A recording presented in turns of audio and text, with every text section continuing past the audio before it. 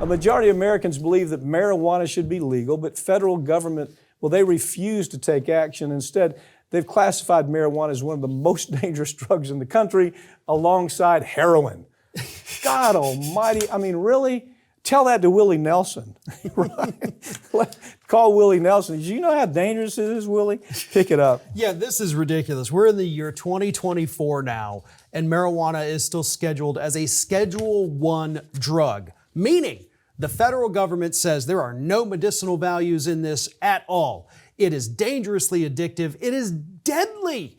Marijuana will kill you just as quickly as heroin, according to the government, even though, as far as I have seen, and I've researched this a lot, I have not found a single person that has overdosed on marijuana. Well, full disclosure, I'm in the business in Florida. We have one of the licenses in Florida.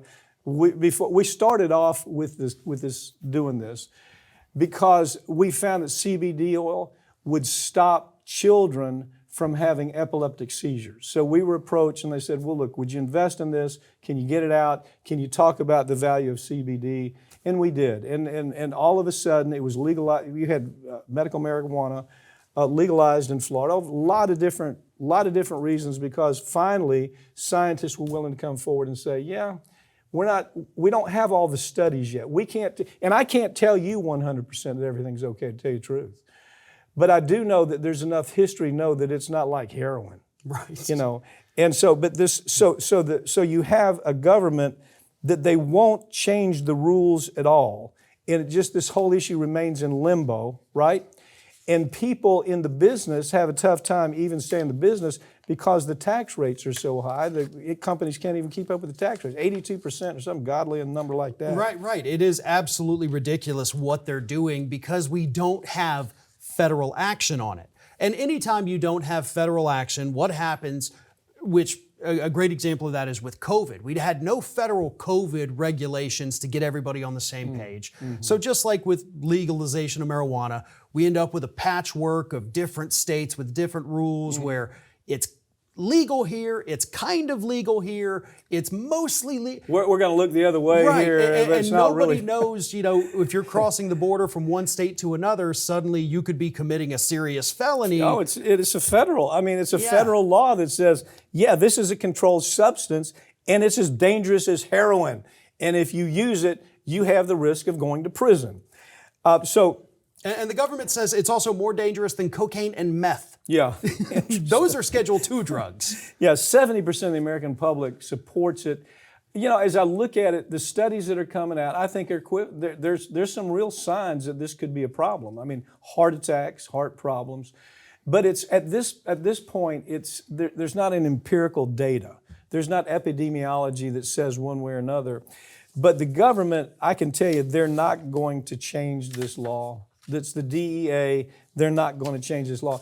Really, it helps support the DA, doesn't it? It's kind of... Yeah, it's their bread and butter. That's where they get their money. We arrest these people. The private prison industry is fighting to keep it illegal. The pharmaceutical industry is fighting to keep it illegal. So you've got these two, billionaire powerhouses that it's almost impossible to fight against them. And what it's going to take is a leader from some party that is not bought and paid for and cannot be bought and paid for to make this happen. And I don't know if we get there in my lifetime. I really don't. Because you're going to be so much pushback from the feds. It's just going to be, first of all, they're making, just the tax base on it, state to state. These states are making a lot of money on the tax base, but they don't understand they're basically going to be putting the people who are trying to sell this out of business because you simply can't keep up with the tax responsibilities.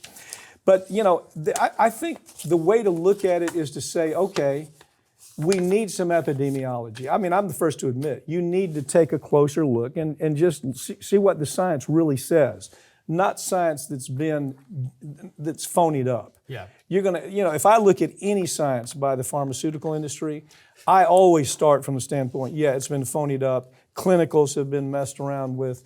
I always start from that position. And when when involved in the case, most of the time I'm right, Yeah. And look, we're talking about the pharmaceutical industry that has a very large body count. Yeah. And so, take what they say with a grain of salt because We're seeing real results from this, and the public agrees. It is time to get out of these dark ages of making this, or classifying it, at least classify it lower on the schedule. We got alcohol and tobacco. Jesus Christ. I mean, how many people be killed with that? We just look the other way on that. It just doesn't make any difference. But I think you have to, at this stage where you have states that are saying, yeah, we're going to legalize it, it provides an opportunity. And the opportunity is to say, let's study it. Let's have some serious epidemiologists take a look at it. And let's see where it goes, right? Yep. Call it what it is, like we do, balls and strikes. Ring of Fire founder and host of America's Lawyer, Mike Papantonio, has a new book, came out this week, called Suspicious Activity. Like his other books before it, this book actually deals with real legal cases that Mike Papantonio has handled, but in a fictionalized way. The book follows the character of Nick Dichotomous that Papantonio first introduced in his book Law and Disorder, and it carries on the story that began in Law and Disorder through Law and Vengeance, Law and Addiction, Inhuman Trafficking, and now Suspicious Activity. This book in particular deals with the financial institutions that have helped launder money for terrorist organizations, which of course is a topic we have covered extensively here on Ring of Fire. So, if you're a follower of Mike Papantonio's books, or if this is your first one, you can get your copy of Suspicious Activity now. Just go to MikePapantonio.com and place your order. And if you haven't already, check out Mike's other books, also available on MikePapantonio.com.